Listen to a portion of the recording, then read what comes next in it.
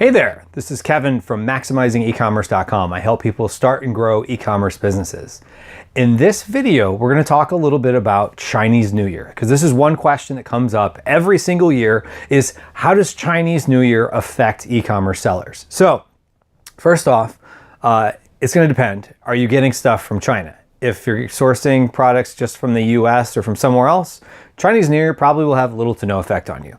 But if you're like many people, like myself, who do get products from China, I will promise you, Chinese New Year will have a huge impact on your business. So if you've never been around during Chinese New Year, right now it's the end of December as I record this video.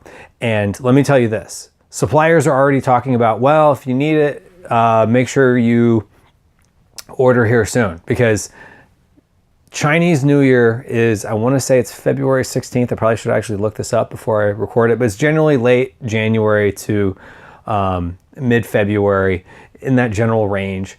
And whenever Chinese New Year happens, the whole country pretty much shuts down. So you might still be able to get your factory rep to answer emails or, Skype.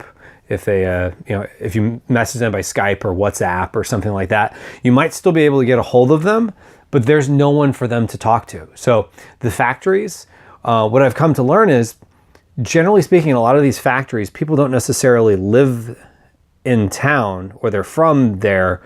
A lot of times they travel and they go back and see their family during Chinese New Year. So, and it's a very big holiday. So think of like how big Christmas, season is here in the US or in the Western world. I would say Chinese New Year is an even bigger thing as far as how much impact it has, because here in America, businesses tend to close early on Christmas Eve and be closed on Christmas Day, but they're back up the following day. Chinese New Year, oftentimes it's about a week or two before and about a week or two after. So it's not uncommon for 2-3 weeks, you can't get a hold of any of your suppliers.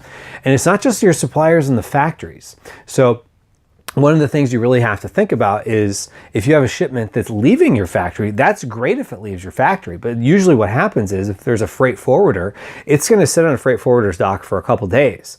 So it might just get out of the factory in time, but the freight forwarder might all of a sudden say, you know what, we're leaving. And when it's time for them to leave for Chinese New Year, it doesn't matter about your boxes. If you were hoping to get them out, you're not getting them till after Chinese New Year, because it has to really kind of be on an airplane or on a boat going across the ocean in order for it to actually count that it's gone. So that's something to keep in mind. So just keep that in mind as you're thinking about your inventory levels. So this is my second year doing e-commerce, and I'll say this, I get cleaned out because every time, both years, I think I'm ramping up enough for the holiday season, and I end up with some shortages afterwards. I mean, I guess that's a good problem to have, but the key is making sure, I've come to learn, order early.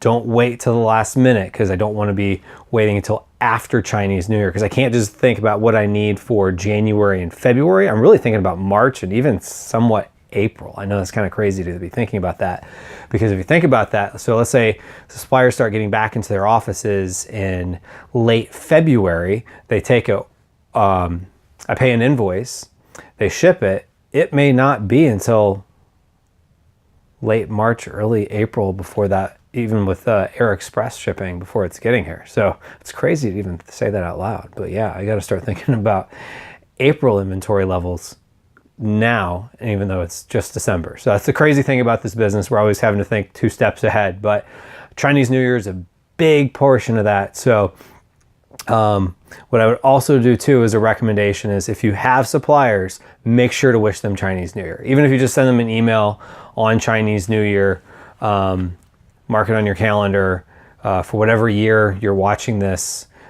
just Google Chinese New Year, it's always a different day, and send them an email. It's a big deal to them. Those little things to them mean a lot. They call it guanxi, which is relationships. You want to have good relationships with your suppliers, and ultimately you want to have a good business, which means having good suppliers and good inventory level. So hopefully you found this helpful. If you did, please click the thumbs up, and also subscribe to this channel so that we can make sure to give you more videos as we have other stuff come available. So have a great day, and thank you for making it all the way to the end.